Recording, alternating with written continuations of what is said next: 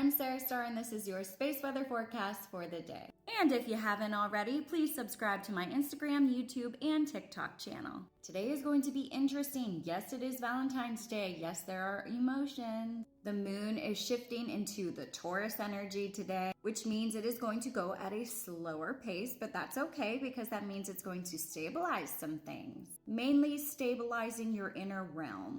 You'll be a lot more present today, especially with it being such a slow pace. You'll be more aware of things going on within your body or your physical surroundings. This is going to help us settle into a happy medium, mainly between old and new aspects, things that we are incorporating, things that we are changing, things that we are anchoring in. But we also have Mars, and it is conjunct Pluto today. So for the 14th and the 15th, we're going to have this energy pulsing through us. This is about pushing us forward in ways of more increasing our focus towards things. Mainly things that have to do with love, of course, because it's Valentine's Day, or financial situation. So with this powerful planetary alignment, the energy is going to be about attraction. It's going to be about hidden truths. It's going to be about accountability, emotional depth, renewal, and rebirth. It's about reflection. It's about closure. It's about empowerment. Today is a good day. So drop me a comment. Let me know if the planetary alignment is lining up to what you're experiencing today.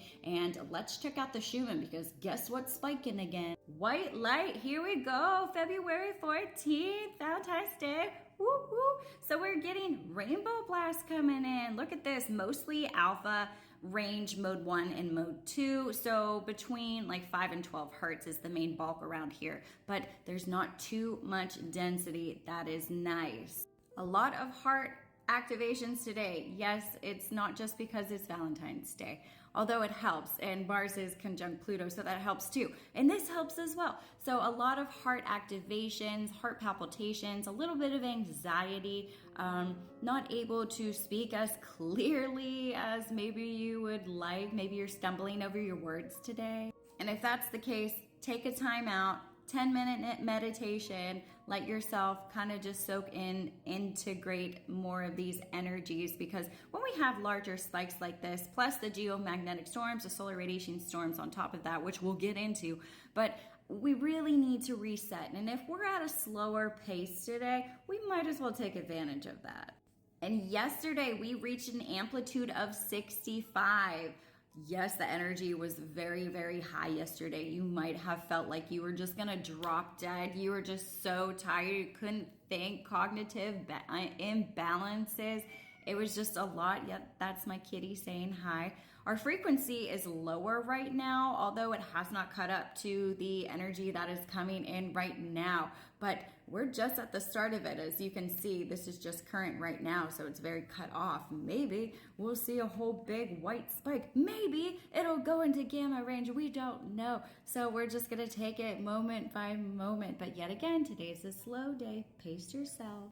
Now remember, we still are in an S1 solar radiation storm. Our proton levels are still very, very high. This can cause a lot of drowsiness. This can cause itchy skin, itchy scalps, and things like that. It can cause a lot of hormonal imbalances. Solar radiation is one thing, but when you add on to a very high level of protons or electrons, depending, it really tends to upset our central nervous system more so. And then of course we get that showing in the Schumann, and then we're getting these CMEs back to back. It's a lot of energy right now. So just go with it, allow it to flow through you. Don't try to push yourself to do something that's going to make you uncomfortable. That's not where you need to be right now. That's not the goal.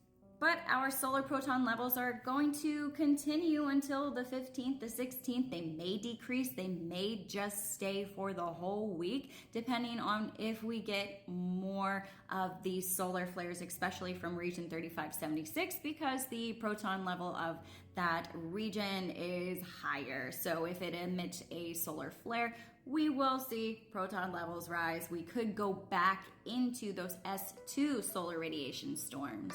But as of currently, we still have a very high absorption. It kind of is flowing throughout the day, actually throughout the week. We've been having these solar radiation storms for a while now, since that X-class flare from region 3575, but it is continuing. Like I said, we'll see even more of this if we get more of those solar flares. Now, we haven't had any radio blackouts. This would be the radio blackout right here, this blue and this purple color.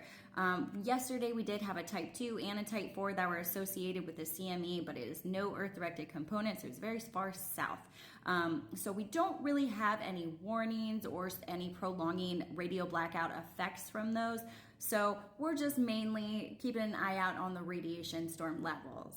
But we are getting a lot of light, mainly from 3576.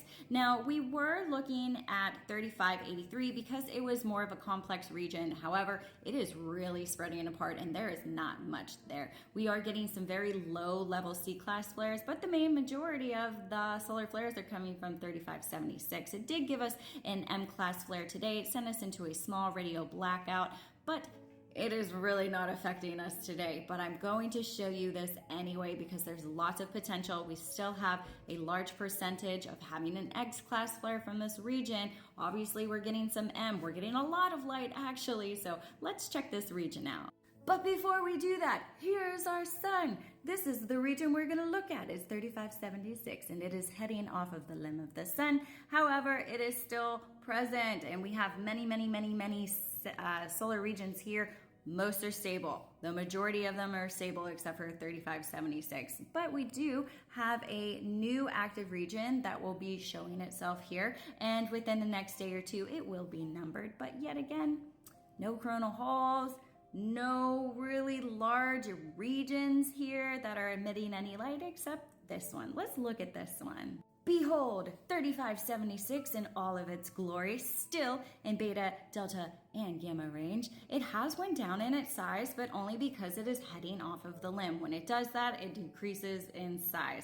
It did decrease in the number of sunspots because it keeps popping off, so a lot of these magnetic complexities kind of dissipate after they erupt. But notice the percent chance of having these X-class flares, the proton level. Yet again, it will continue to rise if we have more solar flares from this specific region.